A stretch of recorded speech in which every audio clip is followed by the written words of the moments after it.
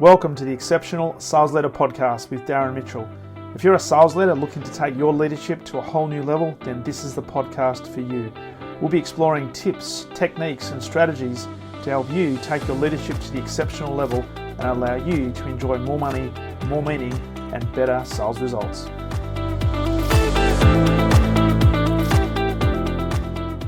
Welcome back to the Exceptional Sales Leader Podcast on what is a beautiful Melbourne evening here in January.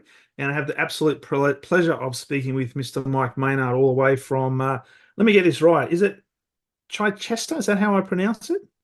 Chichester in the UK. Yeah. In the UK. Well, it's actually, as we were talking before, it's great to be able to talk to somebody on the same day because most of the interviews in the last week have been talking to great people actually from the US and always talking in the past. So we've been having some little dialogues around that. But absolutely fantastic to have you on the podcast, Mike. How are you going on this fine Thursday in the UK, given that it's in the middle of winter for you?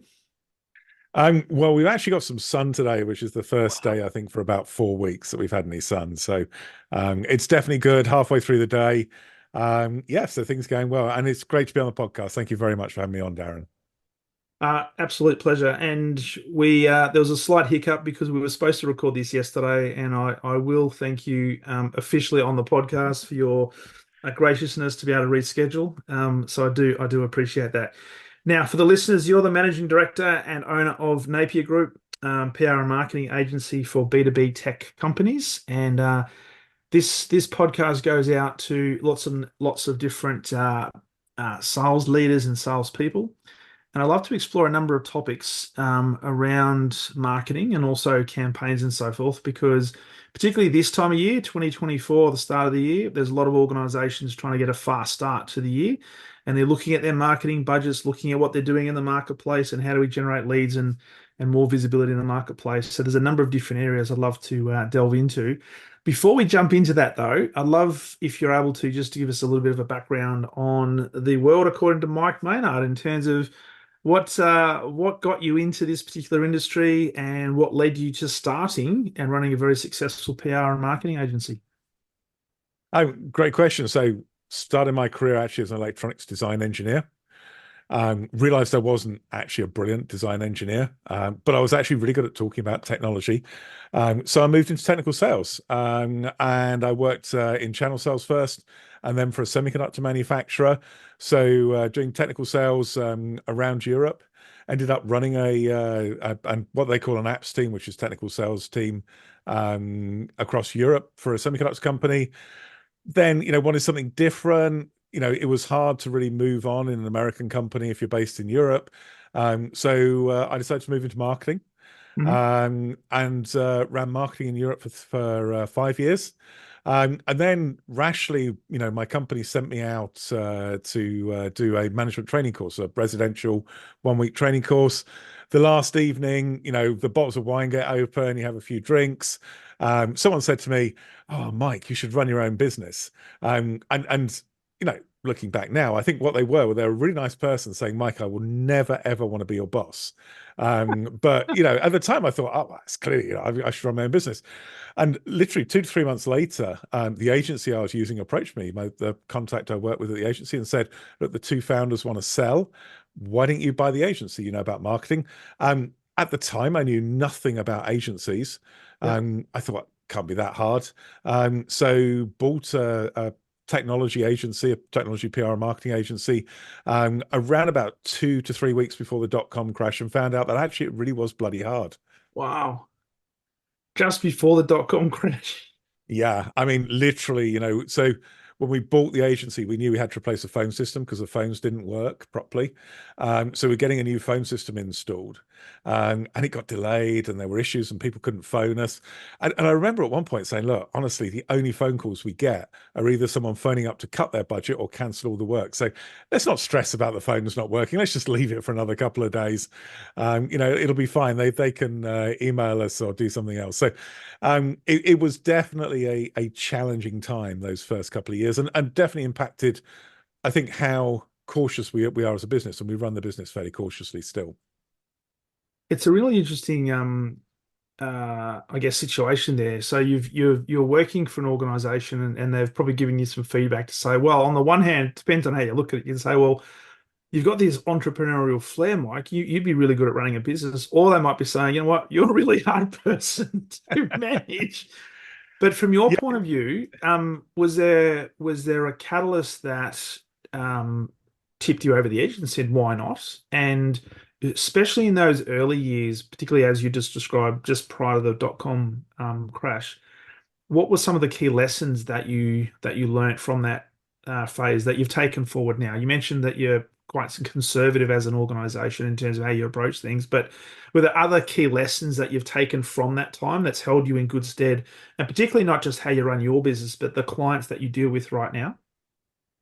yeah. I mean, lots of great questions there. So, I mean, what tipped me over the edge, I guess, was the fact that I got approached by the agency. It was something that was easy. It also meant I didn't have to start something new. There was some momentum. There were already clients. The biggest client was the company I worked for, so that was a great thing. So I have to say, and maybe it makes me lazy, but it was easier to do that than it was to start something. So that was kind of a big catalyst. What did I learn? Well, in the first few months, pretty much however bad you think things are, they can get worse. I think that Yeah. was one of the first big learnings I got. We were saying, oh, this is it. We've turned the corner. You turn the corner, you run straight into another wall. And we had a lot of challenges and setbacks. But I think also, it's interesting because you can keep going. And so, you've got to focus on certain things. And when you're running a business, one of the important things is cash. Mm. If you run out of cash, doesn't matter if you're profitable or not, you're in real trouble. So managing cash is super, super important. And that's something I definitely learned. And it's probably something that we've been overly cautious with going forward. So perhaps we don't invest as much in terms of growth of the business as we could do, but we're equally very stable when times are tough. Mm. Great. It's fantastic. And so, as you look at the market today and what Napier does, where do you typically focus? If you look at, because I love to get into things like building personas and stuff like that, because a lot of organizations doing this, but it's fair to say that a lot of organizations are not doing it well. Where's your key focus here? I know it's in the B2B tech space, but in terms of your ideal customer size, what's your ideal customer? Yeah, great question. So, I mean, as you say, it's B2B tech. So fundamentally, we're selling things to technical decision makers. And so generally speaking, the clients we work with, their primary customer is somebody technical. So selling a technical product to somebody who's technical. Um, in terms of the customer size, we have worked with clients as small as 3 people. We've worked with clients as big as 350,000 people. So our main business, I would say, is in the sort of mid to enterprise size. Mhm. So we do a lot of work with clients from, I don't know. I mean, if I do US dollars, it's probably easier. Anything from about 200,000, 200 million upwards. So maybe 100, 200 million upwards tends to be our sweet spot. But we still have smaller clients. We still like them. We still work with startups as well. Yeah. We've got some great startup clients. Obviously, we want those guys to be, selling hundreds of millions in the future. So we're working with them to grow with them.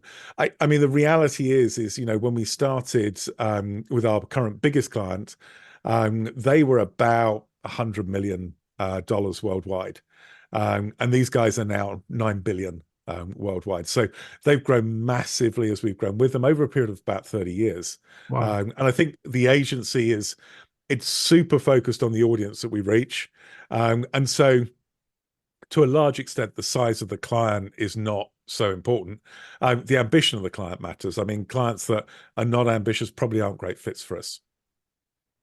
Wow, that's massive growth, Yeah, albeit over they've been albeit over incredible. 30 Yeah, years. yeah, Unbelievable. And excuse my ignorance here, because I'm trying to look at it from a pragmatic point of view. From a PR perspective, we heard, and particularly I spent a lot of time in corporate, and we had the PR people internally, and we heard the term public relations and stuff like that. For an organization that you work with and you talk about PR, at its core, how would you describe what that is? And is it a marketing campaign with some awareness thrown into it? Is it trying to rectify some bad press that's in the marketplace? What is it, or is it a bit of everything? It's a great question. I mean, we do PR and marketing. So the PR side for us is almost always getting into the media. So, whether that's trade press, whether that's mainstream media, whatever it is, to get people talking about the client or the client's products in a way that helps people sell. Yeah. And I always think it's super important. And there's some discussion about PR and reputation. And it's definitely true that PR does something a bit different from marketing. PR builds reputation, which is very much a long-term thing. Yeah. But at the end of the day, generally speaking, you want that reputation to be something that customers view as positive. So something that helps your sales team be more successful. Sometimes there's a little bit of reputation around stock price and getting investors excited, which customers don't care about. But I think the primary thing is, what we're trying to do is help clients grow and help clients grow by ultimately making their sales, process easier. And from that perspective, if you separate, I know you're a PR and a marketing agency. Uh, do you separate that? So are there clients that simply want you to build that awareness and have their presence in the media sphere that will then lead to marketing or inflow? Or do you then also get involved in some sort of marketing campaigns as well? So we kind of separate the two internally, but the reality is a lot of clients use both. So there's a Yeah. big mix. And I think, you know, it becomes difficult. So we have a team that specialize in reaching out to the media, and that's kind of our PR team. And we have a team that specialize in marketing, and they'll, have experts, for example, in Google Ads, they'll have experts in LinkedIn advertising, they'll do organic and paid social, all the rest of it. So we've got areas of expertise, but the reality is you get a lot that's kind of in a gray area.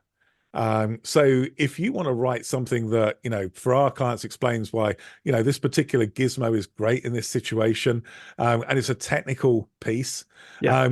you know, ultimately what's that's for? Is that to place in the media, and get people reading in an online publication? Is that to put on your website, and get people reading the website and feeling better about you on the website? So that kind of owned media stuff, or are you going to put that behind a registration wall and use it as a lead gen thing? Mm. And the answer is quite often people do all three. Yeah. So then, well, where does PR start and marketing stop? It's really hard to say. So we have people with expertise and certain skills, but generally it's all about getting a team together and delivering what's going to make the difference and move the needle for the client.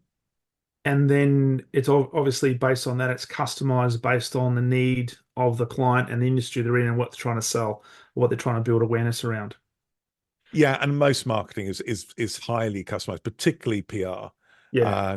It's very hard to sell a, off the shelf, this is a package, this is what, company X did, so it will work for company Y, because the two companies are completely different situations. So Yeah. we do a lot of sitting down with clients and helping them build a strategy.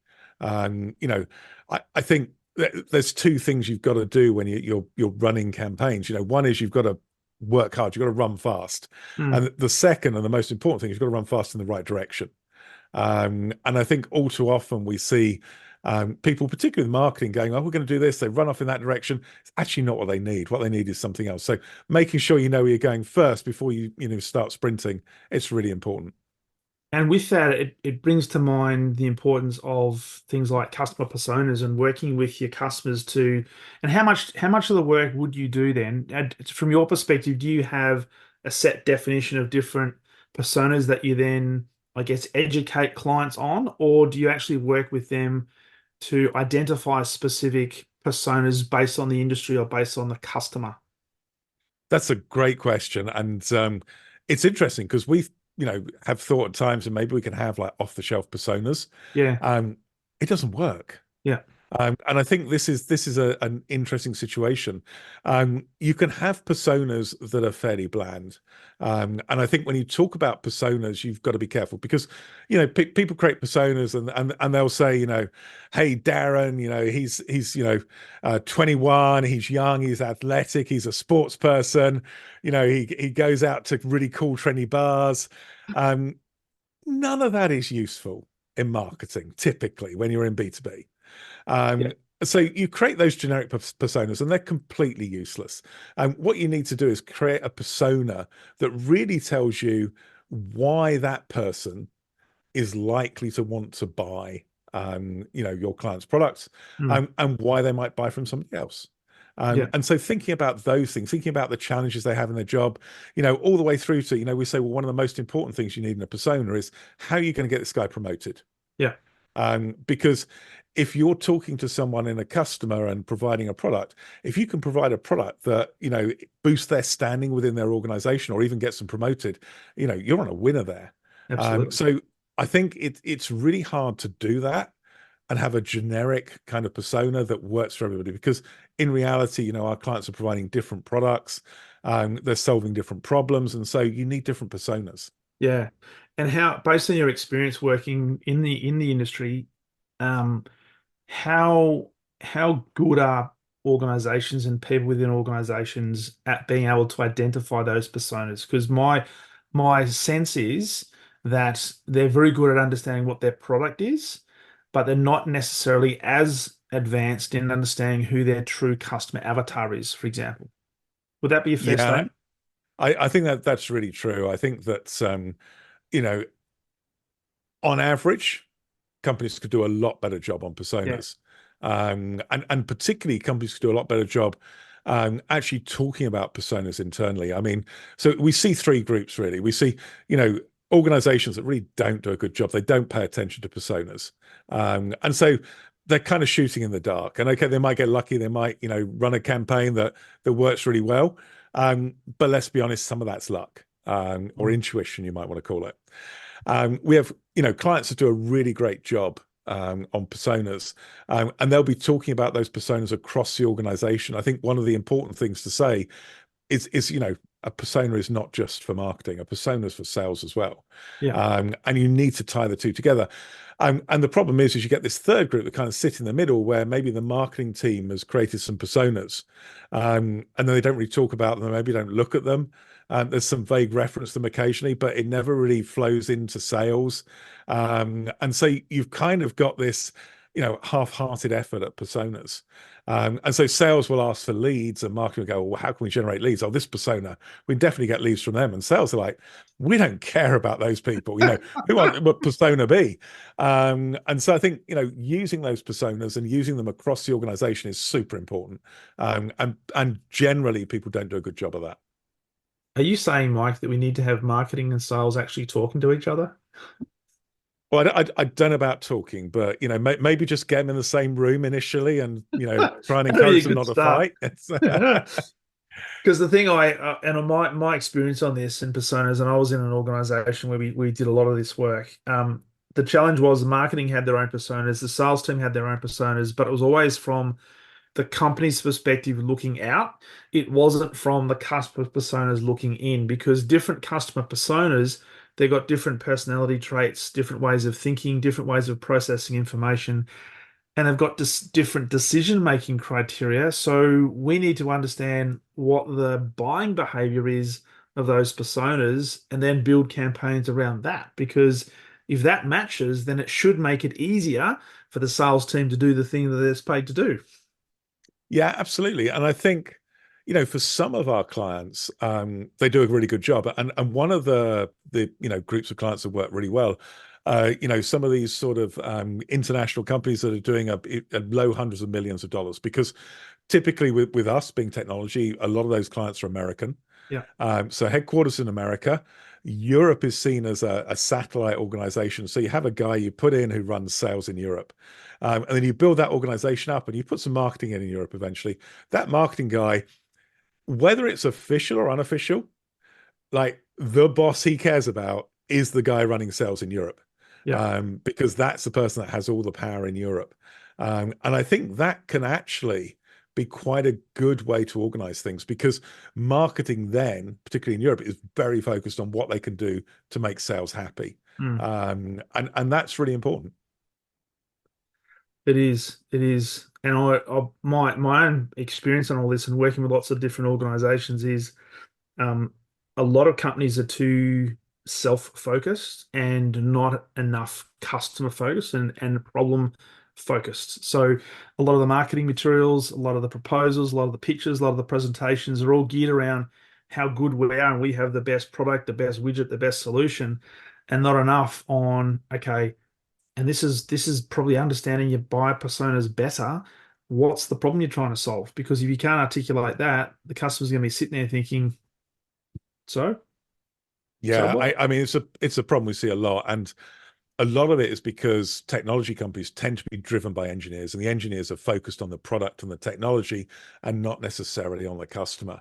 Yeah, And we have said to clients occasionally, it's like, you do realize that, you know, your whole strategy is, well, if the customer can't put the time and effort in to understand our product and work out why it's really good for them, they don't deserve to benefit from it.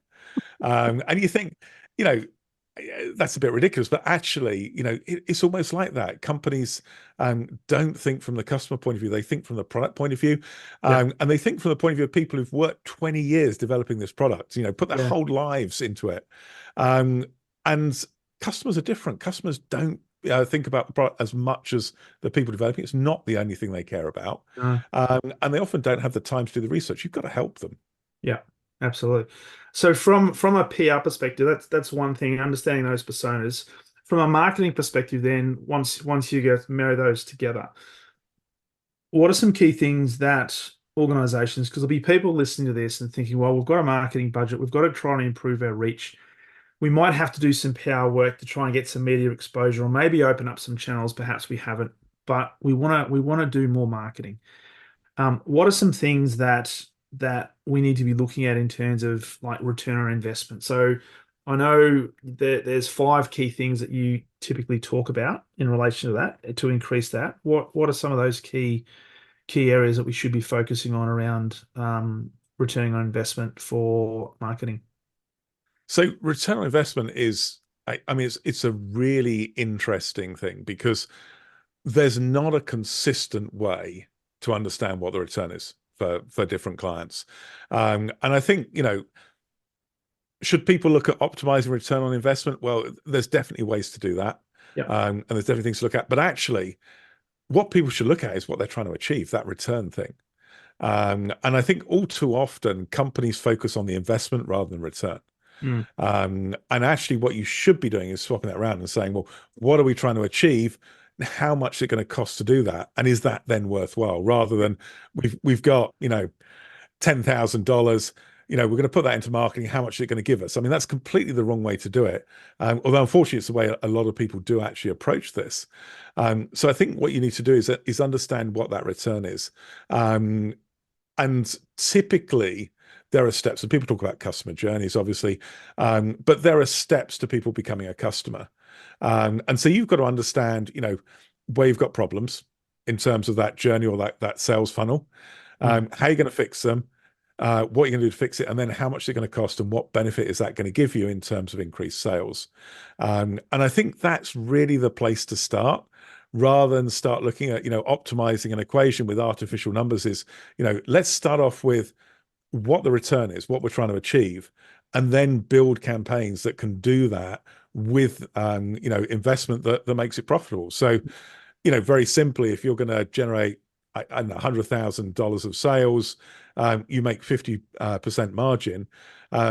There's no point spending $75,000 on that because you're losing money. mm. If you can generate $100,000, make $50,000 profit, and it only costs you $5,000 to do, that's clearly a good thing. So I think it's about working backwards from the return rather than working from the investment. And that's, it sounds obvious. I mean, it sounds like this is you know, talking about blindingly obvious. Almost nobody does it. So what do you Sorry, I didn't catch that, Darren. So why do you think that is? Why is it that the vast majority of organizations and probably people who've done marketing degrees and maybe some cases MBAs think, you know, we'll just throw money at it and we'll expect a return from it versus changing it and starting with the end in mind? Oh, it's easy. I mean, that's the simple answer. And it's particularly easy for finance because actually what they do is they don't start with $10,000 as the investment. They start with the same as last year or 5% on last year. So it's all done based upon what we did previously is basically what we're going to do today. And companies have been doing this for years. I mean, companies have been doing this for 25 years, 30 years. So they've been incrementing up their marketing budget every year in an environment where back in the 90s, 30 years ago, Yeah. there was basically no internet. Everybody read paper magazines. Social media didn't exist. So how are you going to build your budget for marketing? Well, the answer is you just add 3% a year every year for 30 years. That's how you do it. It's clearly crazy. It's clearly crazy. But that is why people do it. It's a financial driven, and also having worked in sales and worked in marketing, it is true that sales gets a lot more attention from the CEO and the CFO than marketing does. And I think that's an issue. And I think that, some of the execs at companies, they actually need to wake up and realize that sales and marketing aren't two completely different things. Sales and No, marketing should be working together to drive revenue. absolutely, because there are things called marketing generated leads, but then we have to think about what are the sales qualified leads, because marketing might do all the work, but if they're not working with sales to try and identify what is the key customer going after, what is the key problem we're trying to solve, there might be wasted opportunities and wasted marketing dollars that are not highlighting or identifying the key customer. Yeah, and that marketing qualified, sales qualified leads, that's a really interesting discussion. I mean, the two are useful constructs. But basically what you have is you have marketing qualified leads that are based upon a set of fairly easily measurable criteria. Work for a company of this size, have this job title, et cetera, et cetera. And then you have sales qualified leads, which are basically leads. I mean, they're people that might buy. Yeah. And the people that are marketing qualified leads but aren't sales qualified leads, they're the people who aren't buying. I mean, they're not really leads. No. They're just contacts. Yeah. And they could be leads in the future when they're ready to buy, when they come into market. And I mean, LinkedIn's talked a lot about people being in market and not in market, and only 5% of your audience is in market, or whatever magic number they come up with. Yeah. Not necessarily true. Definitely those things vary.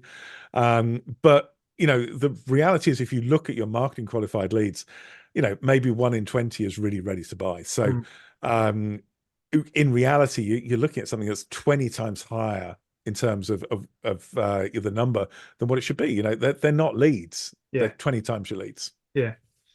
So if you look at the marketing campaigns we're trying to run today, we talk about changing it around and thinking about how do we start with the end in mind and look at the return first. What are some other key things that we should be looking for, or what are some key things that you do with your clients that you find as having some traction in the marketplace that people could either utilize themselves or at least get some ideas from? Yeah, I mean, there's lots of things. I think, one of the things marketing is not necessarily great at, and I think sales tends to be better, but again, isn't always brilliant, is understanding who's involved in the decision. So, in the UK, we call it a decision-making unit. In America, they call it a buying committee. But really understanding that and trying to reach more than your, nominal decision maker. Yeah. Because again, if we look at technology is a great example. If you're trying to sell a technical product into a company, there's going to be lots of people involved in that decision. And very simply, for example, there's going to be purchasing, there's going to be an engineer. And purchasing has got certain things that they're trying to control, and a lot of it around vendor management and number of vendors. And engineers want cool stuff, generally speaking, that's going to help them in their project. But what you don't want to do is go to the engineer who's going to be the keen person. I can tell you, if you've got something new and technical, you talk to an engineer, generally speaking, they're really excited. They're like, hey, this is really interesting. It can be a problem because they can be excited about stuff they're not going to use as well. So you've got to be careful about that. Like a kid in a candy store wanting to grab everything. Yeah, exactly. I mean, engineers love technology. So you talk to them, you feel great. You've had this great conversation.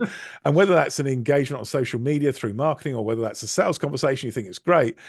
But in reality, what you're trying to do is you're trying to say, okay, now we've got you excited.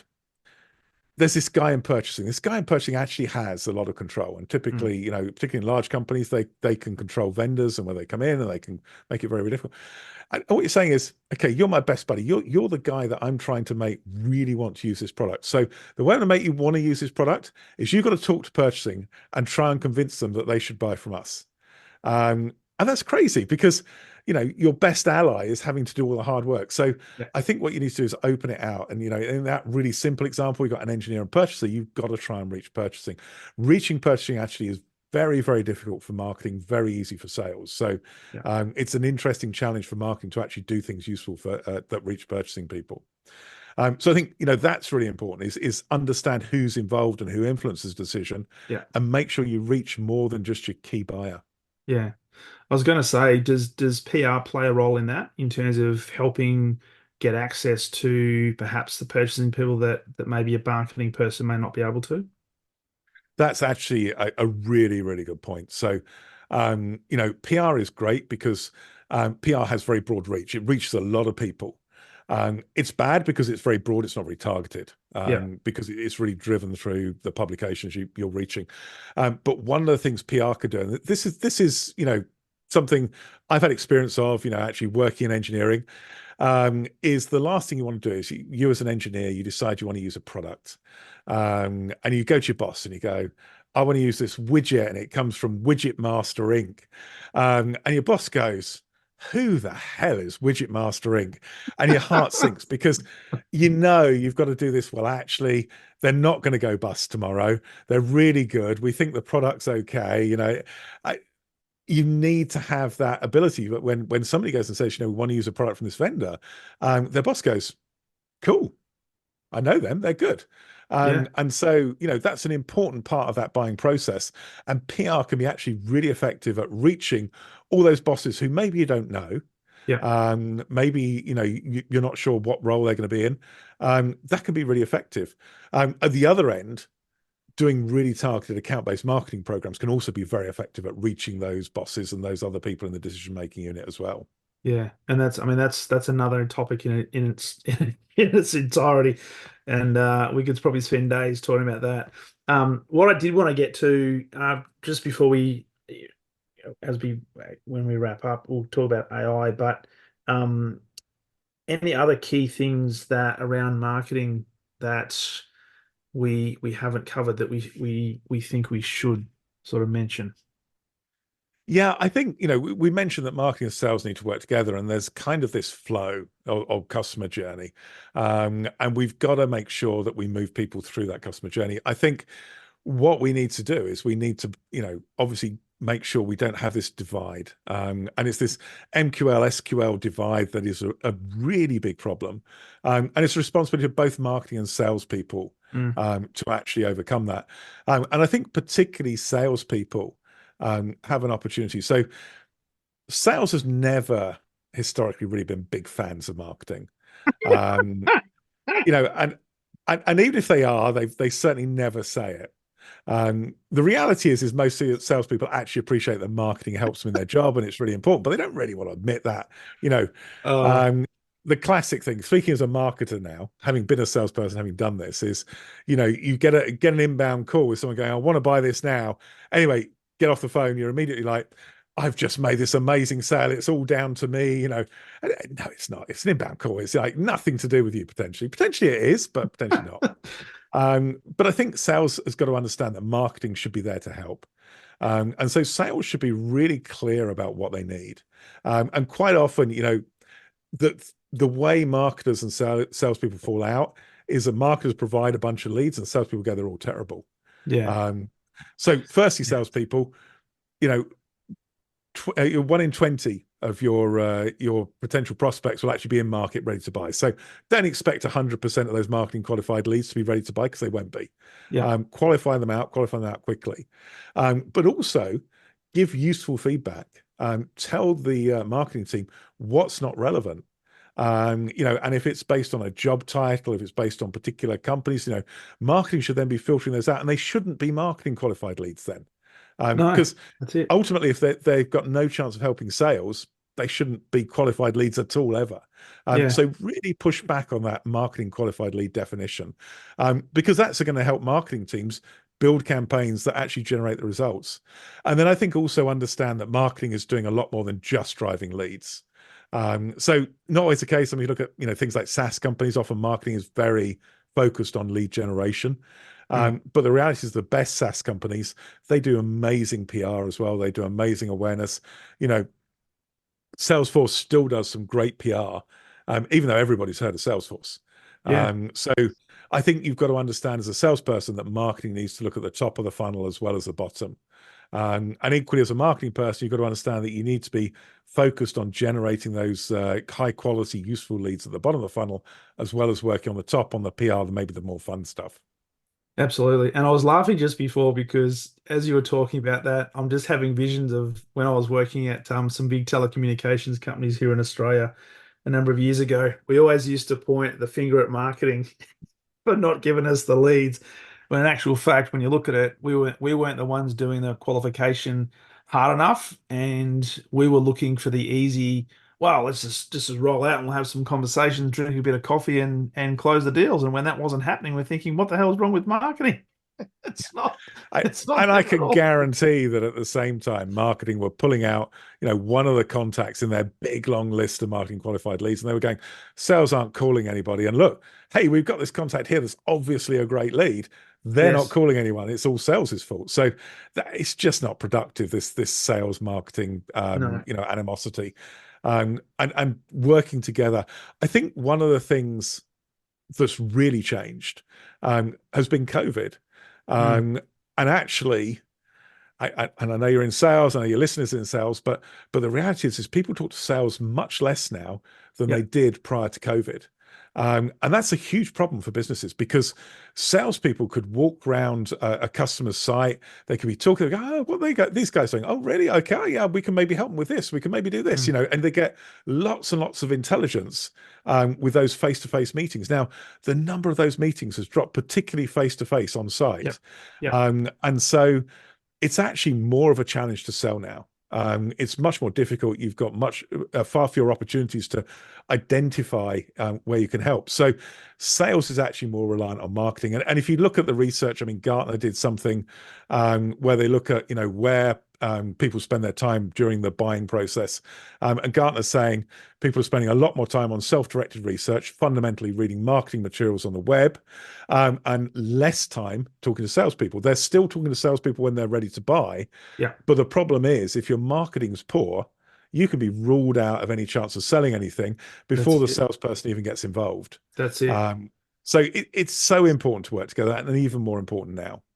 So well said. And I was talking to a colleague of mine before Christmas around this particular topic, and that is that buyers today more than ever are so better educated, and in many cases they've already made a decision as to which organization they're going to do business with, or at least liaise with, before they've even made contact with them. So you've got to have your stuff together. You've got to make sure that your organization is working in cohesion to make sure there's a consistent message out there to the marketplace, because if not, you're going to be left behind.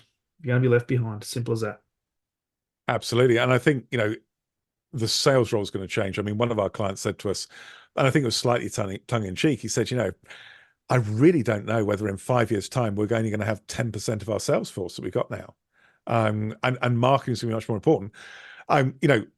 If that happens, don't think it'll be that much, but certainly I think sales forces will decrease, more money will be spent on marketing. It just reflects what buyers are doing. Yeah. I think the sales job's going to be harder because sales will be focused, almost exclusively on right at the end of that buying process, just Mm. closing the sale, Yeah. without being able to build relationships or establish a rapport with the customer beforehand. So the sales job's going to be really, really tough. They're Yeah. going to need more help from marketing, and marketing's got to understand that in some areas marketing be a little bit pretentious about what they do. Mm. Ultimately, marketing's got to help grow the business. Yeah. And I think particularly PR can be a little bit guilty of saying nothing we do in PR should be measured in sales, because Yeah. actually stuff you do in PR should be measured in sales. There may be some things you're doing outside of directly driving sales to improve reputation that really matters, or maybe things that are very hard to measure. Yeah. But absolutely, we got to work together.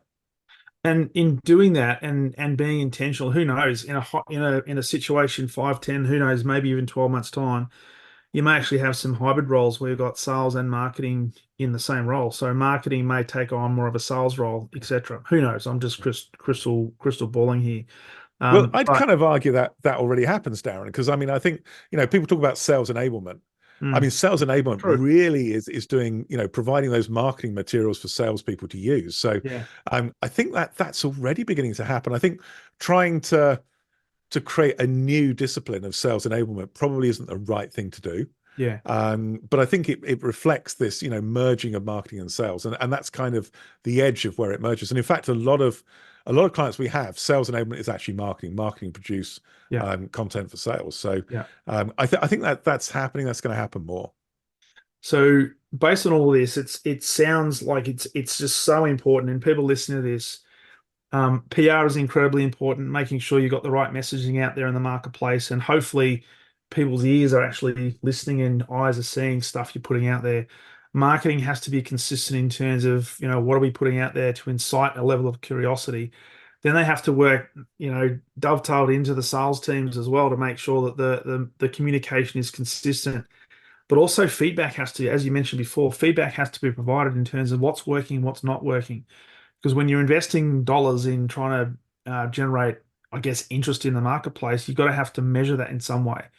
So working hand in hand is such a critical thing, which brings me to the final point I wanted to talk to you about, and that is the old artificial intelligence. Now, I know you've got a very specific view on this, and we talked before we pressed record about some experiences on LinkedIn with AI. One of the things you're sort of, and I don't want to put words in your mouth, but I'm going to say you were kind of quoted as saying, whether it was you or somebody that did the stuff for you that in terms of your bio, AI is going to disappear in marketing. Can you explain that, what you mean by that? Because Oh, people listen to that was this and they're thinking, yeah. oh, AI isn't that going to introduce improvements? You're now saying it's going to disappear? Yeah, so that was definitely me.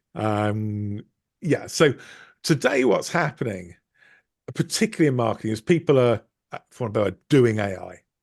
And quite often at the moment, that's going to ask ChatGPT things. Yeah. And so you're working with a tool, or you're working developing some content, writing something, building an online brochure, building a web page. So you're doing work there, and then you jump off and you go and do the AI bit. You go and talk to ChatGPT, and then you come back, and then you get back to what you're doing, and maybe there's a bit of back and forth on that. But the AI is very obvious. Because you're typically having to move out of your current workflow, whatever that is, into the AI and back again. Yeah. What's going to happen, and I'm absolutely convinced of this, is that the separate AI, the chat GPTs of the world, that's not going to be something used in the future, because you'll have AI including everything. Now, we talked about LinkedIn, and I don't know if any of the listeners have tried to use LinkedIn's new AI post generation tool. It can produce, some terrible content. It can produce content that's just factually wrong. And I've had some fun trying it, and I think you have as well. But I think that's where things are going. But I don't feel necessarily that what LinkedIn's done at the moment, or what everybody's doing at the moment, is necessarily where things are going to end up. So actually, what I see happening in the future, and LinkedIn posts a great example, is you start writing a post, and then within LinkedIn, within the whole edit screen where you're creating a post, a little suggestion will pop up, and having lived through Clippy in Microsoft Word, I'm not sure if I should say this, but I think what will happen is that suggestion will pop in. It might be like, this is really formal. This is much more formal than you've written for your previous 5 posts. Is this really the style you want? Or, you said this, but in a previous post you said this. Is that right? Or perhaps you want to phrase this like this because this is going to be more interesting. And I think that's what's going to happen. So nobody's going to think of it as AI. They're going to think of it as LinkedIn. Yeah. And if you look at, for example, Google Ads is a great example. So people generate Google Ads, and they'll put multiple headlines in. and magically Google shuffles around the headlines and goes, boom, this is the best kind of ad you can get. Not quite as simple as that, but that's kind of the idea. And nobody goes, oh, this is great. I'm going to put the headlines in so Google's AI can then process it. And I'll wait for the AI decision, and then I'll look at the results, and then maybe I'll tweak something because I think I can do better. It's just like, I've created a Google ad, it's being optimized. And I think that's where we need to get to with AI. At the moment, it's so separate, it's awkward, it's clunky, it's time consuming. I think there's another question about whether generative AI is actually going to be good enough to write great content.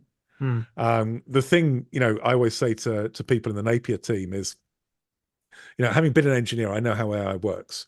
And basically what AI does is it predicts the most likely next word. Now it can predict the most likely next word in pretty much any topic. So, whether that's people who know about cricket or people who know about semiconductors, it will predict what they're likely to say. Yeah. So so firstly, that's amazing, right? Because pretty much no human can be average at everything. Yeah. But within your field, if you're above average, you'll be better than the AI.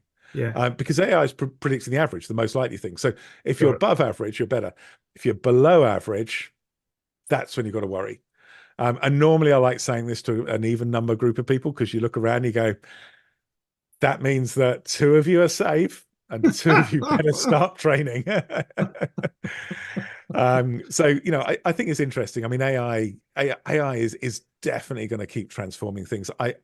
The massive step change we've seen in performance is not going to continue. This is not a straight line change.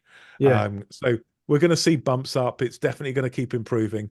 But don't draw a line between, never having used AI a year ago to now using AI, for 50% of your work. So therefore, in another year, you'll be replaced completely. That's not how this technology works. Yeah. It's not what it's going to be like in the future. But, equally, the idea of having someone who's at least average on any topic you want, that's a massive, massive benefit. So if I could have an assistant that was that knowledgeable, that would clearly be amazing. So anyone who's not using AI is going to get caught out, and probably they're going to get replaced by the people who are. And that's whether you're in marketing or sales. Sales, for example, we've all sat there trying to write an email to a prospect, and had that whole, just don't know what to say. Today, AI is amazing. You press a button, you've got an email. A pretty good chance it's not great. It's okay, and you want to edit it. But you press a button, you edit it in a couple of minutes, you're done it. And that is so much more efficient than sitting there for 10 minutes wondering what to say. Yeah, absolutely. Absolutely. So there's a lot of people out there that are concerned about what AI actually means, but the key thing is it's going to be an enabler. And one of the key topics I talked about to a colleague a couple of days ago was it's going to help from an efficiency point of view and productivity point of view. It's not necessarily going to replace you. So the knowledge you have, it can enhance that knowledge. So it should be able to level up people in terms of their level of capabilities and reduce some time. So it should make us better at what we do, is my view. Yeah, I mean, I think, if you look at it, AI today, it's machine learning. So you feed it loads and loads of stuff. Basically, the internet, most of the books, Wikipedia, all gets fed into it. And then what it does, it takes things it's learned and reproduces it. And that's how AI works. And I like to believe, and a lot of people like to believe, that our brains are slightly more sophisticated than that. So therefore, we are by definition better. So today, it's unlikely that you're going to build with the AI technology being deployed today, particularly in terms of things they call large language models, ChatGPT. That's unlikely to completely replace a person. Because it's a different thing. It's much more limited. Would one person using AI replace 3 people who don't? That's entirely possible. And I think that's what people have got to worry about, is the ability to do more with fewer people. And that could be a huge challenge and a massive impact of AI. Can't wait to watch this space, because I think we're gonna see some significant changes in 2024. So, Mike, as we bring this to a close, and I greatly appreciate you taking some time to jump on the podcast. If you look into 2024, what are some of the key things that you're aware of this year or predicting for this year in relation to the work that you're doing for your organizations? Something to either be concerned about or something you're really excited about, or both? That's a great question. So, there's a couple of things that are happening in marketing that I think are going to be really interesting. So the first around marketing technology and privacy. And people talk about cookies, and everyone's worried about cookies and cookie notices and all the rest of it. The reality is what people who understand cookies care about is third-party cookies. Yeah. So that's the Facebook cookie that doesn't just track you on Facebook, it tracks you almost everywhere on the web because everybody's, built in this Facebook tracking. Yeah. And there's benefits for websites to do it. So that's why they do it. But Facebook then gets all the data. But that cookie is placed by Facebook on a website that's not owned by Facebook. So for example, it could be the Exceptional Sales Leader podcast website. Google has finally, after years of dragging its feet, actually started blocking those cookies, those third-party cookies. So that means what you need to do is build up your own store of data, your own information about customers, build your database. If people haven't been doing that over the last few years, it's going to be tough because they're not going to be able to go to Google and say, give me an audience of people who visited these websites and done this and done that. It's not going to happen.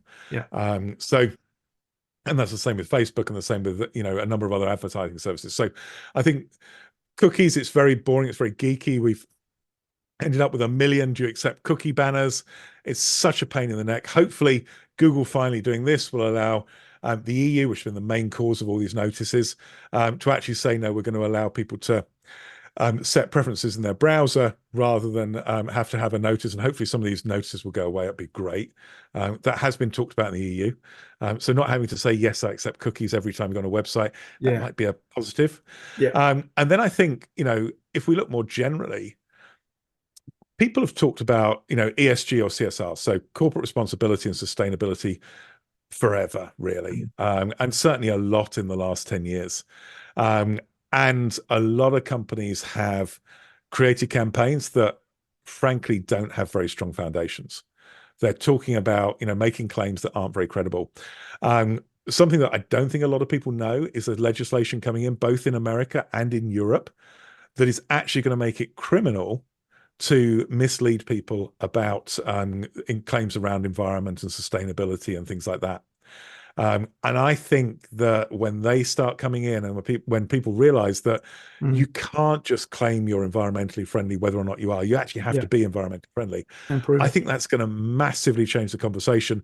And it's going to mean the companies that can, present themselves as not destroying the planet, particularly, are actually going to have a huge benefit. So I think that's going to have a massive impact on how people work in terms of marketing and sales, because more and more companies are going to demand their suppliers are actually environmentally friendly, because if they're taking materials or parts or components that haven't been manufactured in an environmentally friendly way, they ultimately can't replicate positive claims for themselves. So I think that's going to be really interesting. It's a bit geeky, but it's going to lead to some interesting stuff. And personally, I hope that people get prosecuted with the new law.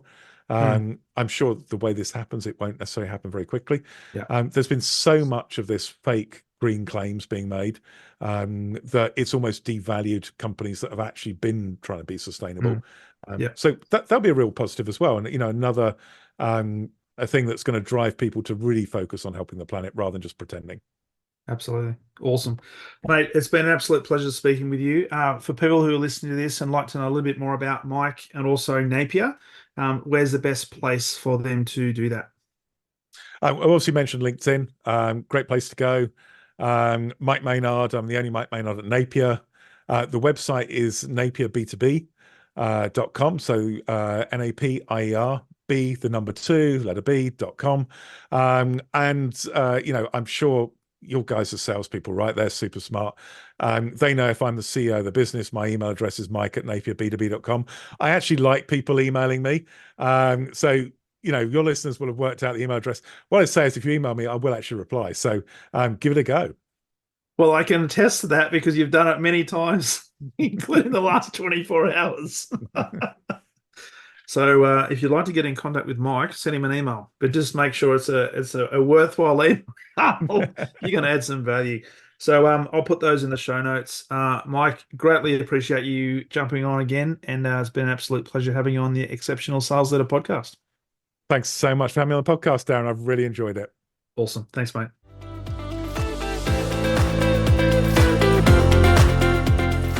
Thank you for listening to the Exceptional Sales Leader Podcast. I trust the information in this episode has been helpful in your journey towards becoming exceptional. And remember, please take the time to rate the show, subscribe to the show so other people can find it. But also, if I can help you, jump on my calendar, go to leadwithdarren.com and let's have a conversation about how I can help you along your journey to being exceptional.